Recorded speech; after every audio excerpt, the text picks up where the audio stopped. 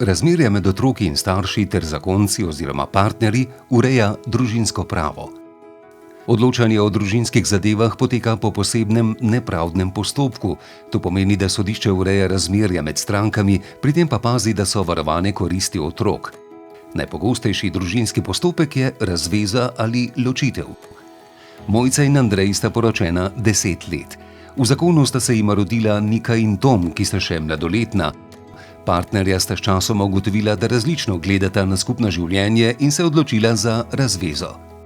Če imata zakonca skupne mladoletne otroke, se v postopku odloči, pri kom bo otrok živel ter o preživnini in stikih. Mojca in Andrej sta morala najprej na center za socialno delo, kjer sta poskušala doseči dogovor glede varstva in vzgoje, stikov in preživnine za Niko in Toma. Na centru za socialno delo sta se dogovorila, da bosta otroka v varstvu in vzgoji pri Mojci. Andrej pa bo plačeval preživnino in jo obiskoval vsak vikend.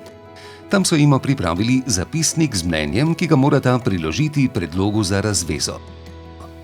Vprašanja glede otrok se rešujejo v enakem postopku, ne glede na to, ali gre za zakonsko ali zunajzakonsko skupnost.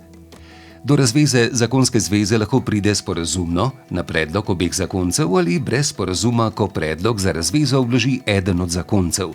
Mojca in Andrej sta skupaj vložila predlog za sporazumno razvezo. V postopku razveze sodišče ne odloča o premoženju zakoncev, v primeru sporazumne razveze pa se morata dogovoriti o delitvi premoženja in predlogu priložiti sporazum v obliki notarskega zapisa.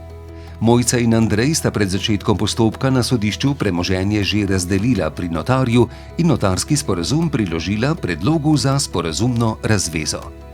Otroci lahko tekom postopka izrazijo svoje mnenje. Sodišče je odločitvi Mojce in Andreja glede otrok sledilo, saj je ugotovilo, da je to v največjo korist otrok.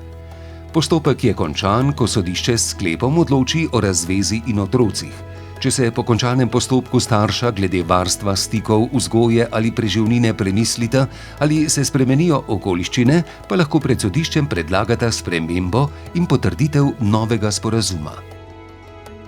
Med družinske postopke spadajo tudi odločanje o rejništvu, posvojitvi, skrbništvu, pa tudi postopki glede nasilja v družini.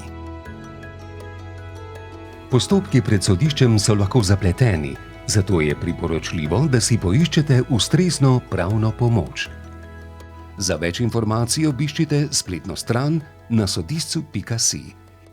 Vsebine animacij ne predstavljajo pravnega nasveta ali stališča sodstva in nimajo pravnih posledic, temveč so le informativne narave.